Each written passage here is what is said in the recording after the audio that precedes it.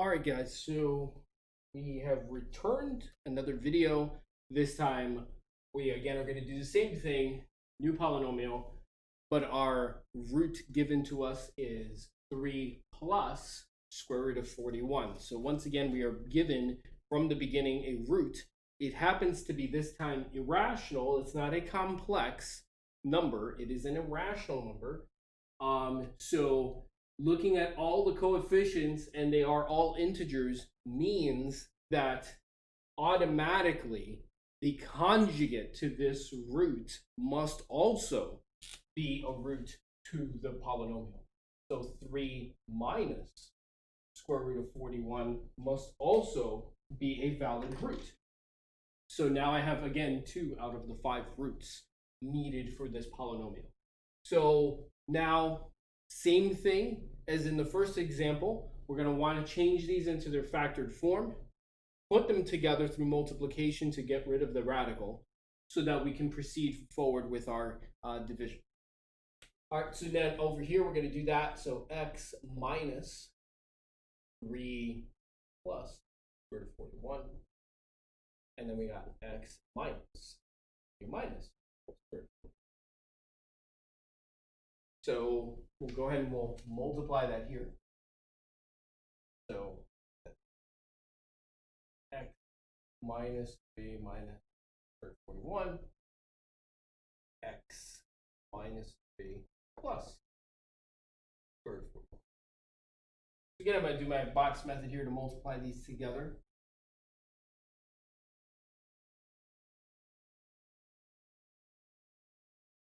So we got x negative 3 negative square root of 41, x negative 3 positive. And we will multiply. So x times x squared minus x and x squared root of 41. Then we have negative 3x positive 9. And then we got a negative 3 squared root of 41. Here we get negative x squared root of 41 positive 3 square root of 41. And then we got these two multiplying together, which would be a negative 41. So that's where we see the radicals multiplying together. They're the same number. The radical is going to go away here. Is negative, negative times positive is negative. So again, as expected, because we multiplied conjugates together, anything that has a radical should be canceling out of our ultimate product here. So this cancels with that, and we have left is this. So x squared minus 6x, and then we got 9 minus 41, so that's going to be negative 32 for our factored, or our two factors multiplying together. So now here we go. This is what I want to use. So over here on this side, what I'm going to do is I'm going to go ahead and start writing out my factored form. So remember, if I were to take this polynomial and factor it out, actually I'll write it here. It would be x squared minus 6x. Oops, about to write plus. I mean minus 32. So that's one of the factors if we were to factor out this polynomial. So I want to write it like this, where it's nice integer numbers, versus writing it out like this, where it's a little bit messier to see. I like it, and we should be writing it like this, because really technically this is not factorable anymore. So now we're going to use that factor to divide into here so that we can get the rest of the polynomial and find out the other roots. So I'm going to set that up here. So x squared minus 6x minus 2. And then x to the 5th minus 6x to the 4th.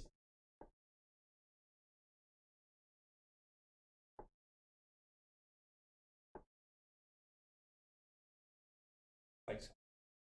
All right, so now we'll proceed with our long division. So this will be x root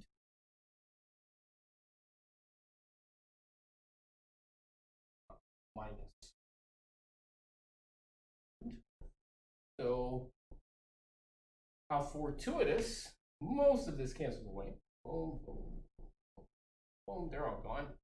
And then we just get left with is the negative 8x squared plus 48x plus 256. So now we will multiply times a negative 8.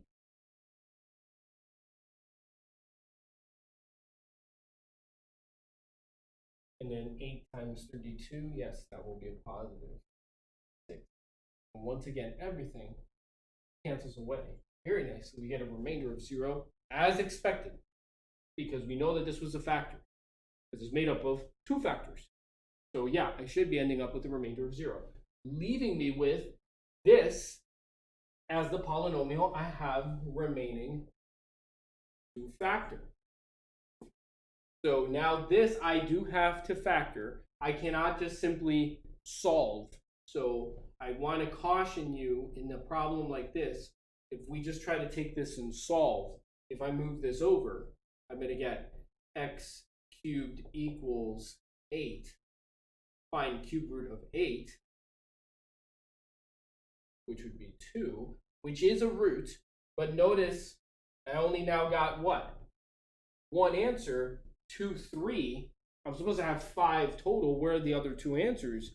Doing it this way is not going to give me all 3 answers. It just gave me one answer. So I cannot solve anything higher than a power of 2, because if it were square root, at least I get the plus minus and I can account for the 2 answers. I can't do that with anything higher than a power of 2, just because there's too many things outstanding. So this is one where, yes, you do have to factor this one. So now here, if you remember the factoring form, it's x minus 2, x squared plus 2x plus 4. So now this would be our other factor, which I know is a root of 2.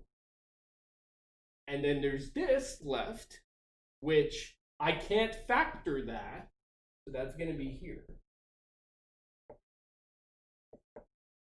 But I can now solve this using quadratic formula. So I'm going to do that over here. So x equals negative 2 plus or minus 2 squared, which is 4, a over 2a.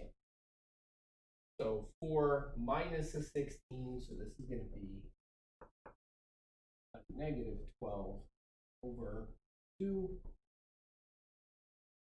So this will become I square root of 12. We can simplify that. That would be square root of 12 is 2 square root of 3. So 2I over 3.